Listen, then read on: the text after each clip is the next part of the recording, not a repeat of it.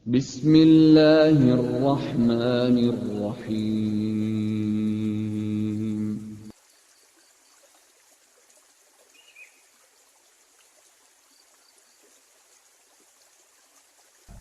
Sekarang kita akan masuk insyaAllah pada kesempatan ini. Semoga Allah berkahi bab ke-76 dari kitab Riyadhus Shalihin yang tulis oleh Imam Nawawi rahimahullah tentang bab sabar menahan gangguan. Nah teman-teman sekalian, ini juga termasuk salah satu ciri khas kita sebagai seorang muslim dan muslimah, mukmin dan mukminah. Bagaimana sabar itu sangat menonjol dan menjadi sebuah karakter dasar dari setiap muslim. Karena memang kita dianjurkan untuk melakukan atau menghadapi permasalahan yang sedang ada dengan sabar. Kita nggak akan memiliki solusi yang lain. Kata Umar radhiyallahu anhu dalam pembukaan bahasan kita ini, siapa yang sedang melalui ujian, lalu kemudian dia bersabar, dalam arti kata menerima itu sebagai keputusan Allah, kemudian dia berinisiatif mencari jalan keluarnya, maka dia akan mendapatkan pahala, dia akan mudah melaluinya, dan dia akan mendapatkan jalan keluarnya. Namun kalau seseorang diuji oleh Allah Subhanahu wa Ta'ala kemudian dia tidak bersabar, nggak bisa menerima, berkeluh kesah sana sini, semua pihak yang dia bisa salahkan disalahkan, ya. Maka orang seperti ini akan mendapatkan dosa, sulit untuk melaluinya dan tidak menemukan jalan keluarnya. Yang mana Anda pilih?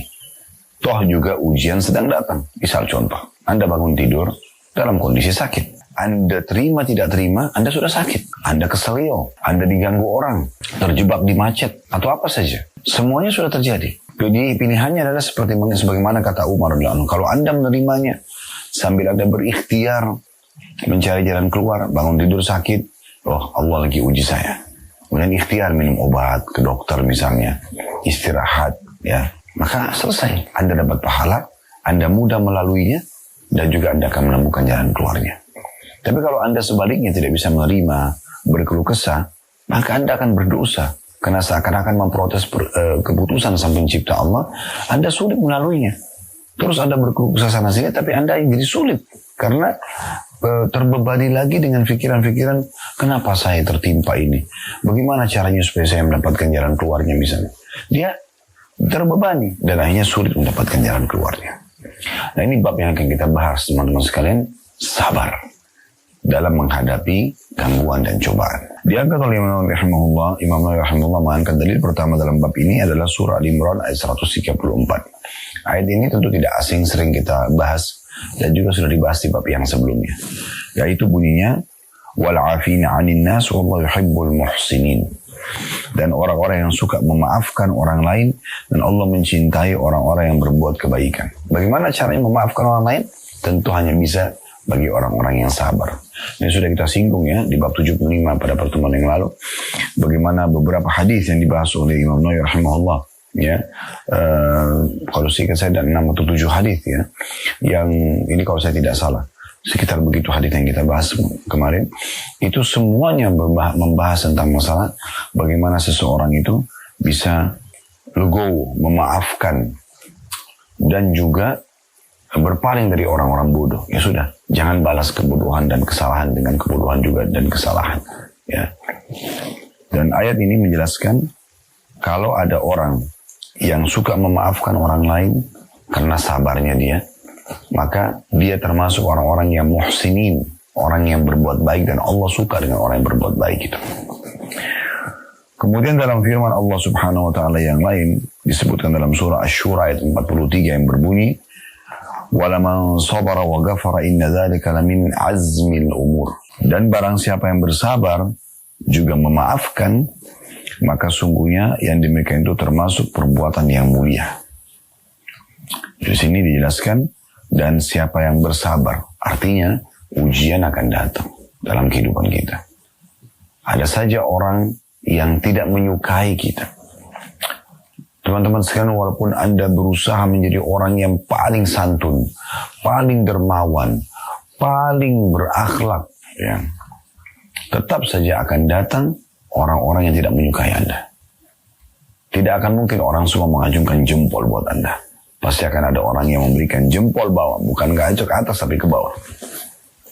Saya pernah berbicara dengan Dr. Ziyad Abadi, hafizahullah, salah satu guru kami di Jordan. Nama ini sering saya sebutkan karena saya memang banyak bertanya pada beliau tentang hukum-hukum syari, dan beliau Masya Allah sangat cepat responnya. Saya mengatakan, ada apa sebenarnya Syekh? Saya panggil beliau Syekh. Waktu itu beliau sana datang ke Indonesia. Saya sudah coba menjadi pribadi yang baik. Artinya, saya tidak mengganggu orang lain. Dan saya coba berusaha menyampaikan agama Allah ini dengan tidak menyinggung, tidak menyebutkan nama orang lain. Kalaupun ada satu keliruan, saya coba minta maaf. Itu pun kekeliruan di pandangan sebagian orang. Mungkin tidak semuanya juga saya pandang itu adalah sebuah kesalahan misalnya. Kalau kesalahan saya akuin misalnya. Tapi kenapa masih saja ada orang yang selalu mencari-cari kesalahan? Lalu dia tersenyum dan mengatakan kepada saya, Khalid, apa kau mau orang semuanya begini mana kamu? Tidak mungkin akan ada orang yang seperti ini. Subhanallah, jawaban ini saya pegangi sampai hari ini. Dan saya selalu mengajarkan jawaban seperti ini kepada siapapun yang saya temuin, yang saya bisa berbagi. Gitu kan. Di YouTube saja ada acungan jempol atas, ya, ada bawah. Dan subhanallah, sebagus apapun acara yang ada, seringkali masih ada saja orang yang mengacungkan jempol bawah. Ceramah, nasihat, kebaikan, mengajak orang ke agama Allah, ada yang ngacungkan jempol bawah. Saya pernah melihat tilawah Al-Quran Syekh Abdullah Juhani hafizahullah, salah satu imam haram yang sangat indah suaranya. Waktu itu saya lagi ingin mendengarkan ayat-ayat Al-Quran, melunakkan hati, ya. Maka pada saat saya dengar, saya ketik nama beliau, kemudian saya klik saja untuk saya dengarkan, tanpa saya perhatikan masalah jempolnya gitu. Tapi setelah selesai saya dengar 15-20 menit, subhanallah, saya tidak sengaja melihat acungan jempol itu. Ada yang acung jempol ke bawah. Kalau kita pikir-pikir, orang ini untuk apa datang mendengarkan Al-Quran, kemudian dia acung jempol ke bawah? Apa manfaatnya buat dia? Ya udah, dia cari cuplikan yang menurut dia baik. Dia mau nonton sesuatu yang buruk pun dalam pandangan agama, itu hak dia. Dia akan tanggung sendiri dosanya. Tapi dia masuk ke channel Al-Quran, Imam Haram, yang tulus membaca Al-Quran, lalu kemudian dia acungkan jempol ke bawah. Subhanallah, saya mengatakan Maha Suci Allah yang mendatangkan, ada saja ya ujian-ujian datang kepada seorang hamba, dan ada saja orang yang seperti ini. Jadi kalau datang ujian atau gangguan dari orang lain, maka Anda nikmati saja itu. Anggap itu adalah sebuah ujian dari Allah Subhanahu wa Ta'ala agar kita lebih dekat kepadanya, agar kita bisa meraih pahala sabar. Karena tidak mungkin kita mendapatkan pahala sabar kecuali dengan ujian. Ya. Kalau nggak ada ujian, kita nggak akan mendapatkan pahala sabar. Sementara Allah mengatakan dalam satu ayat dalam firman-Nya dalam Al-Quran, innama yuwaffas sabiruna ajrahum bighairi hisab. Sesungguhnya orang-orang sabar akan mendapatkan balasan tanpa ada hitungannya lagi. Sangat luar biasa gitu. Dan dalam sebuah riwayat sahih dikatakan, Nabi SAW bersabda, andai saja orang-orang melihat pada hari kiamat, ya, andai saja orang-orang melihat pada hari kiamat bagaimana balasan terhadap orang-orang yang sabar selama dunia, maka mereka yang melihat itu berharap kembali ke dunia untuk digunting-gunting kulit mereka. Cari cobaan yang paling berat. Sakit sekali, gunting, ya, digunakan untuk menggunting-gunting kulit kita, sakit sekali. Tapi mereka berharap itu, kata Nabi SAW, agar mereka mendapatkan balasan orang-orang yang sabar. Oleh karena itu ujian memang akan datang. Dan Nabi SAW mengatakan dalam sebuah hadis yang sahih juga, Inna Allah idha ahabba abdan ibtalah. Kalau Allah cinta seorang hamba, Allah akan mengujinya. Subhanallah. Kenapa Allah menguji? Kenapa bentuk cintanya Allah adalah ujian? Agar kita menyadari kita punya Tuhan yang mengatur. Dan di saat itu, kesempatan emas kita mendekatkan diri kepadanya. Di saat lagi ada ujian, air mata kita mudah untuk menetes. Hati kita lebih lunak. Kita memohon Allah Subhanahu wa Ta'ala menyelamatkan kita dari mara bahaya itu. Gangguan orang kah, gangguan hewan kah, ya, fenomena alam kah, bencana. Jadi, kesempatan emas untuk dekat kepada Allah Subhanahu wa Ta'ala. Sisi yang lain, Anda sedang meringkas umur Anda di atas ketaatan kepada Allah SWT. Kalau ujian sedang datang, ada sedikit saja keimanan dalam hati, itu tidak akan pernah membuat kita dengan keimanan itu untuk terjerumus dalam dosa. Kalau orang tidak ada iman, mungkin dia ke diskotik, ke bar, mabuk-mabukan, narkotika, perang-perangan, bunuh diri. Ya kan? Tapi orang beriman tidak. Kalau ada dalam hatinya seperti biji sawi dari keimanan, tidak mungkin. Dia pasti justru akan lebih lunak dan lebih tunduk kepada Tuhannya Allah Subhanahu wa ta'ala. Anda akan gunakan waktu Anda itu untuk ibadah kepada Allah. Yang mungkin Anda tidak pernah sholat malam, Anda jadi sholat malam. Anda nggak pernah berdoa, khusyuk, sekarang Anda khusyuk dalam berdoa. Jadi memang itu luar biasa hikmahnya gitu kan. Kita jadi tahu kita punya Tuhan, dan kita juga ya meringkas umur kita di atas ketaatan kepadanya. Belum lagi kita akan mendapatkan balasan-balasan pahala yang sangat besar sebagaimana saya katakan tadi. Jadi sabar itu adalah sebuah ibadah yang harus Anda fahami. Kalau awan mendapatkan ujian lalu kemudian dia tidak bersabar, malah dia keluh kesah, maka nggak ada faedah daripada ujian tersebut. Ujian itu justru untuk dia lebih meningkat levelnya, level keimanan ya, agar dia bisa lebih dewasa, lebih bijaksana dalam memecahkan permasalahan. Karena emosional dan keluh kesah ini tidak akan memberikan solusi, tidak akan memberikan solusi sama sekali. Baik, beliau mengatakan, dan hadis-hadis dalam bab ini banyak sekali beliau mengatakan, dan sudah disebutkan dalam bab sebelumnya. Mungkin ada bab sabar khusus yang pernah kita bahas ya. Namun di sini beliau mengangkat ya sebuah hadis saja dalam bab ini.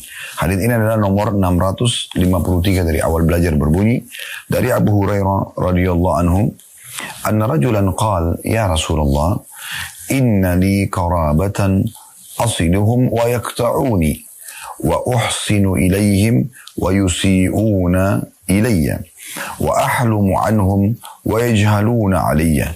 Faqal لئن كنت كما قلت فكأنما تصفهم المل ولا يزال معك من الله تعالى ظهير عليهم ما دمت على ذلك. Hadis ini diriwayatkan ya, oleh Imam Muslim. Terjemahannya, kata Abu Hurairah radhiyallahu anhu bahwasanya ada seseorang laki-laki berkata, wahai Rasulullah, saya mempunyai kerabat, saya menjalin silaturahim dengan mereka, ya, tapi mereka malah memutusku atau memutuskanku. Saya selalu berbuat kebajikan atau kebaikan kepada mereka, tetapi mereka berbuat buruk kepadaku. Saya selalu santun terhadap mereka, namun mereka selalu saja berbuat bodoh terhadapku. Lalu Nabi SAW bersabda, jika apa yang telah kamu katakan itu benar, maka seolah-olah kamu memberi makan mereka abu yang panas, dan Allah yang Maha Tinggi selalu menolongmu dalam menghadapi mereka selama kamu seperti itu. Subhanallah ya, ini luar biasa gitu. Dan beliau mengatakan, sini saya langsung bacakan dulu, ada tambahan di bawah kata Imam Nawawi rahimahullah. Kata Imam Nawawi rahimahullah, dan syarah hadis ini telah hadir pada bab bakti kepada orang tua dan juga silaturahim. Artinya sudah pernah disebutkan masalah ini. Baik, kita coba teman-teman sekalian memberikan penjelasan umum dulu hadis, baru kita korek faedahnya. Faedah umum daripada hadis adalah bagaimana seorang sahabat ini datang kepada seorang alim. Tentu Nabi SAW seorang alim, selain Nabi memang orang yang paling alim, yang paling paham agama. Dan ini yang harus dilakukan oleh setiap muslim. Datang kemudian berkeluh kesah. Nah, berkeluh kesah ini dalam arti kata menyampaikan, ingin menanyakan hukum. Ya, menanyakan hukum. Lebih tepatnya bukan keluh kesah sebenarnya, menanyakan tentang hukum. Karena saya sering bahasakan di pengajian secara umum, kalau Anda mau curhat, yang paling tepat kepada Allah Subhanahu wa ta'ala. Curhatnya itu kepada Allah Subhanahu wa ta'ala, bukan kepada manusia. Dokter Anda konsultasi, ustaz juga Anda konsultasi. Konsultasi saja. Sahabat ini konsultasi. Lalu kemudian dia mengatakan, ya Rasulullah, saya ini punya kerabat. Kerabat-kerabat ini, kalau saya silaturahim dengan mereka, malah mereka sengaja memutuskanku. Artinya, saya datang, mereka nggak datang. Gitu. Saya berbuat baik sama mereka, mereka justru berbuat jahat padaku. Saya santun dengan mereka, mereka malah berbuat bodoh terhadapku. Jadi, semua perbuatan baik ini dianggap remeh. Bahkan dijadikan bahan olok-olokan. Kata Nabi SAW, kalau kau benar apa yang kau kerjakan, maka kau akan mendapatkan dua hal.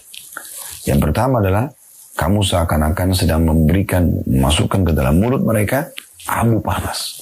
Maksudnya mereka itu sebenarnya akan tersiksa dengan itu. Apalagi kalau kamu tidak menanggapinya, karena orang yang memancing emosi kita berharap kita justru terpancing ya. Dan akhirnya kita pun seperti mereka jadi orang bodoh. Dan kita sudah bahas pada bab 75 pada pertemuan yang lalu tentang masalah tidak boleh balas kebodohan dengan kebodohan. Dia berdosa, kita berdosa. Dia jelek, kita jelek. Dia jatuh di mata masyarakat, kita pun ikut jatuh. Jadi harusnya kita lebih bijaksana.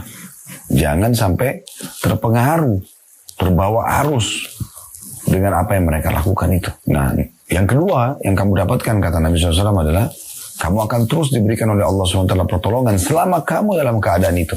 Maksudnya tetap aja tidak balas kebodohan dengan kebodohan. Kan aneh sekali kalau ada orang menggibah kita balas gibah, memfitnah kita balas fitnah. Maka dia dosa kita dosa, dia jelek kita jelek, gitu kan? Dia jatuh di mata masyarakat, kita pun akan ikut jatuh. Dua-duanya jadi tidak baik. Tapi yang kita dianjurkan adalah justru mereka marah, kita senyum saja. Mereka menyebarkan isu hoax, bohong, fitnah, biarkan saja. Seakan-akan kita tidak mendengarkan berita itu. Saya coba dalam hidup saya terapkan pola ini teman-teman sekalian. Luar biasa. Orang mau berbicara apapun tentang saya, yang penting saya tidak melakukannya misalnya. Ya udah, tenang aja nanti Allah akan datangkan pertolongan. Kalaupun kita melakukannya, misalnya ada satu perbuatan yang dilakukan. Terus kemudian Anda melakukan, lalu datang serangan terhadap perbuatan tersebut. Anda jadikan sebagai bahan introspeksi diri. Anda bertobat kepada Allah, Anda perbaikin kesalahan itu kan. Apalagi kalau Anda tidak melakukannya.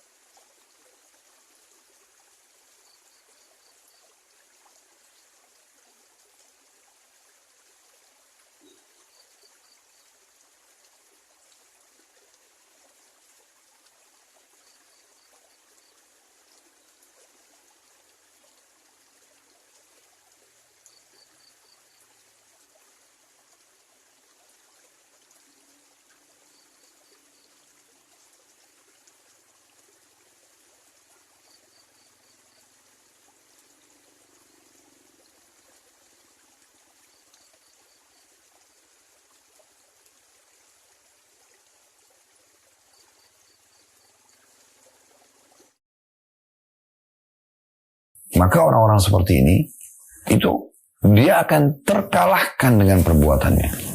Allah akan bongkar aib-aib dia. Dalam hadis ini disebutkan, kalau si fulan tadi yang datang bertanya kepada Nabi SAW ini bersabar, tetap santun dengan silaturahmi dengan kerabatnya yang memutus hubungan dengan dia, berbuat jahat dengan dia, justru dia akan selalu mendapatkan pertolongan. Maknanya apa? Yang berbuat kejahatan akan terkalahkan. Ya. Allah menyebutkan dalam firman-Nya, wa qul ja'al haqq wa zahaqal batil innal batila kana zahuqa. Katakanlah kalau kebenaran itu datang maka akan mengalahkan yang batil. Karena batil itu pasti akan hilang. Ya mungkin tidak. Lagian juga teman-teman sekalian, untuk apa kita menjadi orang yang buruk?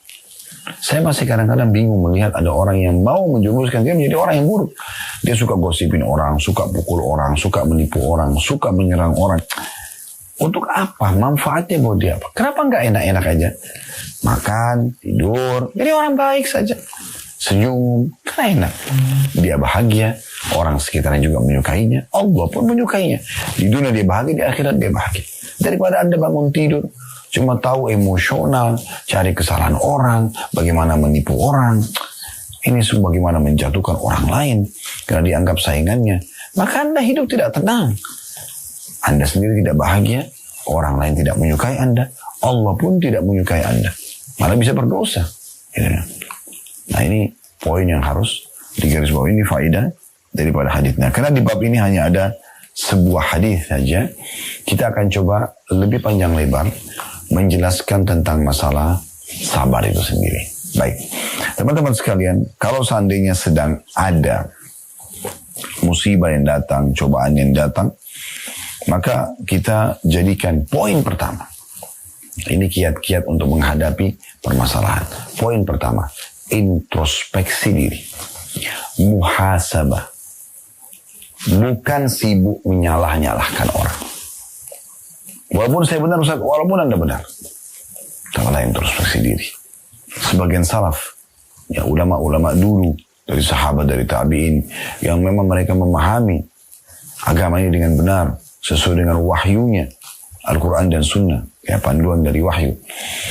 Maka mereka itu, kalau sampai jalan dan kakinya kesentuh batu saja, maka mereka mengucapkan inna lillahi wa inna ilaihi raji'un. Lalu mereka introspeksi diri.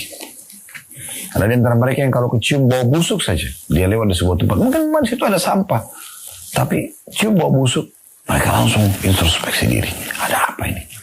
Disebutkan dalam Al-Quran, Nabi Daud alaihissalam, Allah sengaja lemparkan bangkai di depan singgasananya, langsung beliau sujud, tidak mau angkat sampai datang wahyu menjelaskan apakah beliau salah atau tidak, dan turun firman Allah SWT tentang kami mengujimu hai Daud. Jadi introspeksi diri. Apapun yang mengganggu kita, langsung introspeksi diri. Ada apa ini? Ada kesalahan apa? Itu yang paling tepat. Yang kedua teman-teman, yang Anda bisa lakukan, jangan lupa ucapkan kalimat istirja. Istirja, inna lillahi wa inna ilaihi raji'un. Kami milik Allah dan kami akan kembali kepada Allah. Allahumma ajurni fi musibati wa akhluf li khairan minha. Ya Allah, berikanlah aku pahala dalam musibahku ini dan gantikan aku yang lebih baik. Ini hadis yang masyhur, hadis Ummu Salamah radhiyallahu anha. Saya bacakan bahwasanya Ummu Salamah, istri Nabi SAW berkata, saya mendengarkan Rasulullah SAW bersabda, ma min abdin tusibuhu musibatun fayaqulu inna lillahi wa inna ilaihi raji'un. Tidak ada seorang hamba ya yang tertimpa satu musibah kemudian dia mengucapkan kami milik Allah, kami akan kembali kepada Allah. Allahumma ajurni atau ujurni, ya, Allahumma ajurni fi musibati, ya Allah tolonglah atau berikanlah aku pahala dalam musibahku ini, ya, atau balasan atau ganjaran ya dalam musibahku ini, wa akhlif li khairan minha, dan gantikan aku dengan sesuatu yang lebih baik. Dan itu yang kita ucapkan, kalimat istirja, inna lillahi wa inna ilaihi raji'un, kami milik Allah, kami akan kembali kepada Allah. Allahumma ajurni fi musibati, ya Allah berikanlah aku balasan yang besar dari musibahku ini, wa akhlif li khairan minha, dan gantikan aku lebih baik daripadanya. Maka kata Nabi SAW, ya, beliau mengatakan ini, qalat falamma tuwfiya Abu Salamah qultu kama amarani Rasulullah sallallahu alaihi wasallam, ya. Maka pada saat wafat suamiku Abu Salamah, aku mengamalkan dan mengucapkan apa yang telah diperintahkan Rasulullah SAW ini. Ya. Fa'akhlafallahu li khairan minhu Rasulullah SAW. Maka Nabi SAW, maka Allah pun menggantikan untukku Abu Salamah yang lebih baik dari dia, yaitu Rasulullah SAW. Ya. Dalam sebuah riwayat yang lain dikatakan, yang mirip dengan ini, tapi riwayat, ya, tentu tadi itu hadis ya, yang sahih hadis ini, diriwayatkan oleh Imam Muslim. Dalam riwayat lain dikatakan, siapa yang membaca ini, kata Nabi SAW, maka Allah akan ganti kesedihannya menjadi kegembiraan. Dan Ummu Salamah mengatakan, Allah, saya mengamalkan ini selama 3 bulan. Ya. Sampai akhirnya datang lamaran Nabi SAW pada saat itu. Ya. Kemudian yang diperhatikan yang ketiga adalah, ketahuilah bahwasanya sabar adalah ibadah. Dan pastikan akan mendatangkan pahala yang besar. Saya sudah bacakan tadi firman Allah Subhanahu wa taala dalam surah Zumar ayat 10 ya. Innama yuwaffas sabiruna ajran bighairi hisab. Orang-orang yang sabar akan mendapatkan pahala tanpa ada hitungan lagi. Imam Al-Auza'i mengatakan pahala bagi orang yang bersabar tidak bisa ditakar dan ditimbang. Mereka benar-benar akan mendapatkan ketinggian derajat karena sabarnya itu.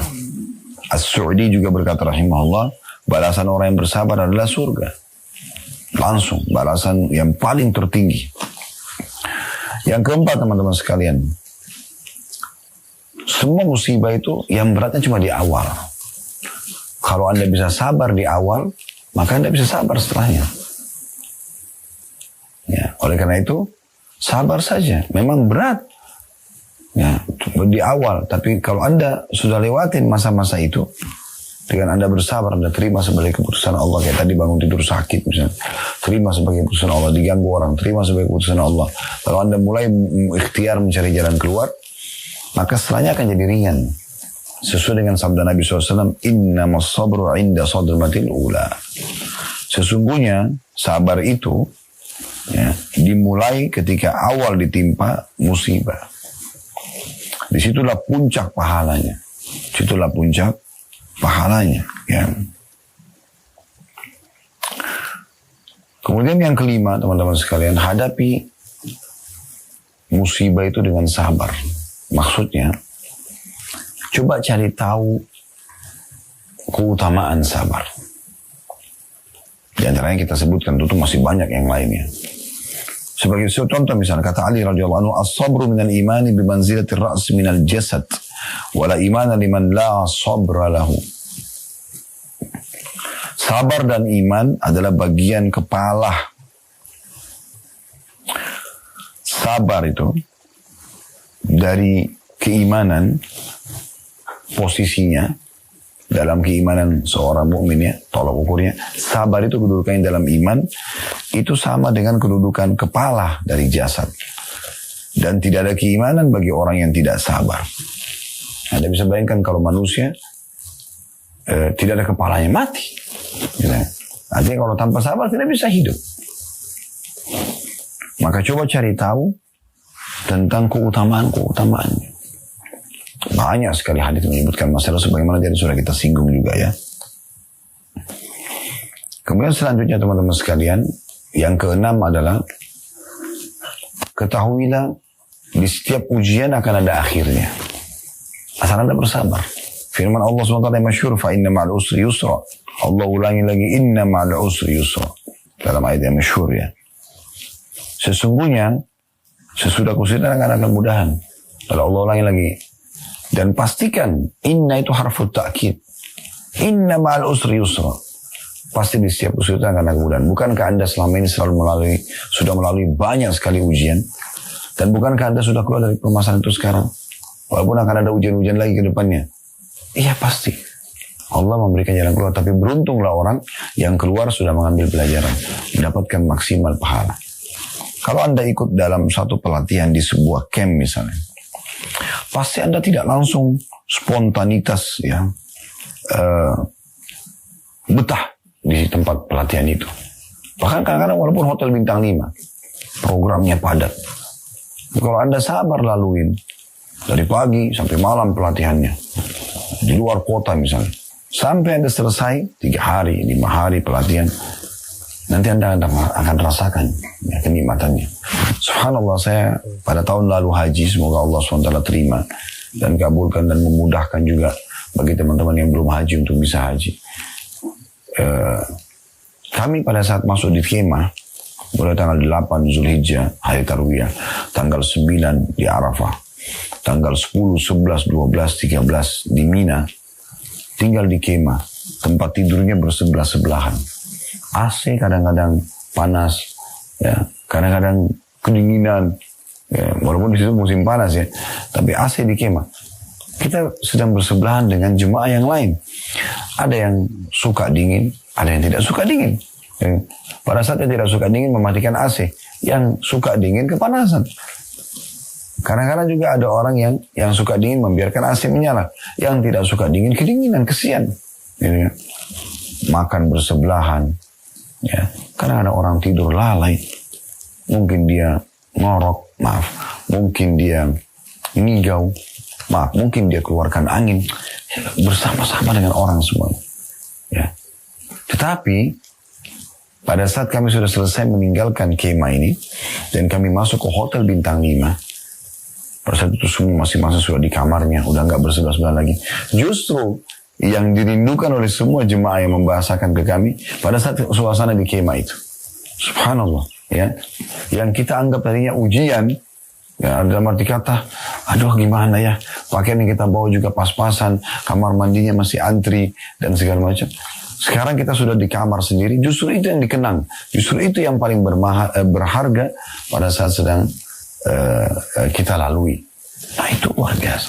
Kalau Anda mengenal musibah yang telah menimpa Anda, justru di saat itu, di saat sekarang Anda renungi, Anda introspeksi diri, saat itu, saat-saat yang luar biasa Anda sedang melalui sebuah pelatihan yang memang mengangkat ya, derajat Anda dan meningkatkan dan menambah skill Anda. Selanjutnya teman-teman sekalian, yang ketujuh, ya, itu kita perlu ketahui bahwasanya orang semua akan diuji. Dan makin berat ujian, maka makin besar pahalanya. Yang sangat masyhur hadis di mana ada seorang sahabat mengatakan, ya Rasulullah, ayyun nasi asyaddu bala'an. Wahai Rasulullah, siapa yang paling berat ujiannya? Qala sallallahu alaihi wasallam, al-anbiya'u thummal amsal fal amsal. Para nabi-nabi, utusan Allah. Itu yang paling berat ujiannya. Ya. Agar kenapa mereka kembali kepada Tuhan mereka selalu. Mereka memohon kepada Allah SWT. Allah berikan kemenangan-kemenangan yang akhirnya dia lihat depan matanya tanda-tanda kebesaran Allah. Kemudian yang mendekati iman para nabi-nabi, dan selanjutnya juga orang yang mendekati iman-iman orang yang dekat dengan imannya para nabi-nabi tersebut. Fayubtala ar-rajulu ala hasbi dinihi, maka seseorang akan diuji sesuai dengan kadar kekuatan agamanya. Fa in kana dinuhu sulba ishtadda bala'u. Kalau agamanya kuat, justru lebih berat ujiannya. Wa in kana fi dini riqqah ubtuliya ala hasabi dinihi. Dan kalau agamanya lemah, maka akan diuji sesuai dengan kadar kemampuannya saja. Fala yabrah, ya. Nah, fala yabrahil bala'u bil abdi hatta yatrukahu yamshi 'ala al-ardi ma 'alaihi khati'ah. Seorang hamba senantiasa mendapatkan cobaan hingga dia akan berjalan di muka bumi dalam keadaan bersih dari semua dosa. Solusi yang selanjutnya, yang ke-8. Kalau Anda mau ringan dalam menghadapi cobaan Anda, ingat cobaan-cobaan yang datang kepada Nabi SAW. Beliau menjamin SAW kalau mengingat musibah datang kepada Nabi, maka akan menjadi ringan musibah kita. Coba renungi sabda Nabi SAW, ya, yang berbunyi, liya'zil muslimina fi masaibihim al-musibatu bi. Yang artinya, musibah menimpaku sungguh akan menghibur kaum muslimin. Dan dalam lafaz lain, man azamat musibatuhu falyadhkur musibati. Siapa yang telah merasa berat dengan musibahnya, ingat musibah yang menimpaku. Fa innaha satahawwanu alaihi musibatahu. Karena sungguhnya itu pasti akan meringankan musibahnya. Mungkin ada bertanya, musibah apa Ustaz yang menimpa Nabi SAW? Sederhana sekali jawabannya. Beliau orang mulia di kaumnya di Mekah. Jalur nasabnya jelas, punya kekayaan, ya, istrinya pun mulia, tokoh orang terkaya di Mekah, Khadijah. Beliau tinggal di komplek perumahan tokoh-tokoh orang Mekah. Tampan, ya, pintar, semua berkumpul pada diri beliau sallallahu alaihi wasallam. Ya. Jadi nggak ada yang kurang dari Nabi SAW. Tapi terjadi apa dalam hidup beliau? Diuji sama Allah SWT. Waktu beliau menjadi seorang Nabi, apa yang terjadi? Yang paling pertama menolak paman kandungnya sendiri, Abu Lahab. Dan Abu Lahab ini selain paman juga adalah besannya Nabi. Karena anak Abu Lahab laki-laki menikah dengan anak perempuan Nabi SAW. Dan pada saat Nabi SAW mengiklankan dirinya sebagai seorang Nabi, mengajak orang pada kebaikan. Karena semua yang diperintahkan Allah pasti baik. Jujur, amanah, tanggung jawab, bakti sama orang tua, jenguk orang sakit, dan seterusnya. Semua yang dilarang, dusta, mengganggu orang, menipu, mencuri, tidak boleh. Kan baik. Tapi Abu Lahab yang paling pertama membangkang. Nabi SAW terpukul. Bukan cuma itu. Dia suruh anaknya laki-laki menceraikan anak perempuan Nabi SAW. Yang dinikahi oleh Utsman tentunya setelah itu. Itu musibah. Istrinya membawa serabut-serabut dari rumput-rumput kering untuk dibakar di pinggir jalan untuk menghalangi jalan Nabi SAW. Beberapa tokoh-tokoh Mekah datang sementara Nabi SAW lagi sujud, diinjak batang leher Nabi. Lagi sujud, dituangin kotoran unta. Nabi SAW sabar, tidak menghadapi kebutuhan mereka dengan kebutuhan. Padahal Nabi SAW diberikan kekuatan fisik, boleh diberikan kekuatan 10 orang, kekuatan laki-laki. Sebagaimana disebutkan dalam ada hadits Nabi SAW yang berbunyi, Nabi-Nabi itu diberikan kekuatan 10 kekuatan laki-laki. Mereka bisa melawan, tapi tidak, mereka dahulukan sabar. Dan sekian banyak contoh yang berhubungan dengan masalah ini tentunya. Kemudian musibah yang lain juga, ya maksudnya musibah yang masih dalam kehidupan Nabi SAW ya, cobaan. Selain gangguan-gangguan orang itu banyak sekali. Juga dalam diri beliau sendiri, beliau sakit. Ya. Orang-orang dicintai meninggalnya Khadijah, sampai dikenal dengan Amul Huzun, tahun kesedihan pada saat itu. Beliau dikaruniai 7 orang anak. 6-nya meninggal di masa hidup beliau. 3 anak laki-laki beliau, Qasim, Abdullah, ya, dan Ibrahim meninggal di masa kecil. 3 anak laki-laki sekaligus. Ya. Dan semuanya masih kecil. Dan beliau harapkan ini menjadi penerus beliau. Dan 4 anak perempuannya, 3 meninggal di masa hidup beliau. Ya, Ruqayyah Ummu Kalthum, yang menikah dengan Utsman bin Affan radhiyallahu anhu. Kemudian, ya, yang menikah dengan Ali bin Abi Thalib, Fatimah. Dan yang menikah dengan Abul As, yaitu Zainab. Tapi 3 orang ini, Ruqayyah, Ummu Kalthum, dan Zainab meninggal di masa hidup Nabi SAW. Jadi 6 orang meninggal, 3 anak laki-laki, 3 anak perempuan. Tinggal Fatimah meninggal 1 tahun setelah meninggalnya Nabi SAW. Setelah punya kekuatan militer pun, punya kerajaan di Madinah, diganggu oleh orang-orang munafik. Setiap apa yang beliau sampaikan, diolok-olok. Jadi itu musibah yang luar biasa itu. Makanya Nabi SAW mengatakan, siapa yang ditimpa musibah, ingat musibah aku. Maka kan jadi ringan musibah dia. Artinya kalau orang seperti Nabi SAW saja itu diuji, maka apalagi kita. Yang terakhir teman-teman sekalian, yakinlah pasti Allah memiliki hikmah. Dan ini adalah takdir Allah yang sudah Allah tentukan. Ya. Sebagaimana sabda Nabi SAW, kataballahu maqadir al-khalaiq. Allah telah mencatat semua takdir para hamba-hamba. Qabla an yakhluqa as-samawati wal ardi bi 50 alf sana. Sebelum Allah menciptakan langit dan bumi 50.000 tahun. Dan memang Allah Subhanahu wa taala juga mengatakan dalam firman-Nya dalam surah Al-Mu'minun ayat 115 sampai 116, afa hasibtum annama khalaqnakum abathan wa annakum ilayna la turja'un? Apakah kamu mengira bahwasanya sesungguhnya kami menciptakan kamu secara sia-sia, ya, dan kalian tidak akan kembali kepada kami? Fata'ala Allahul Malikul Haqq, la ilaha illahu Rabbul Arsyil Karim. Maka maha tinggi Allah Raja sebenarnya, tidak ada Tuhan selain Dia, Tuhan yang mempunyai arsy yang mulia. Artinya, kami akan uji kalian. Bukan hanya begitu-begitu saja diciptakan. Ada perintah, ada larangan, ada cobaan. Baik, ini teman-teman sekalian gambaran tentang masalah bagaimana kita menghadapi musibah. Kalau benar pasti dari Allah, Wa salah dari saya mohon dimaafkan. Subhanakallahumma bihamdika. Asyhadu an la ilaha illa anta astaghfiruka wa atubu ilaik. Wassalamualaikum warahmatullahi wabarakatuh.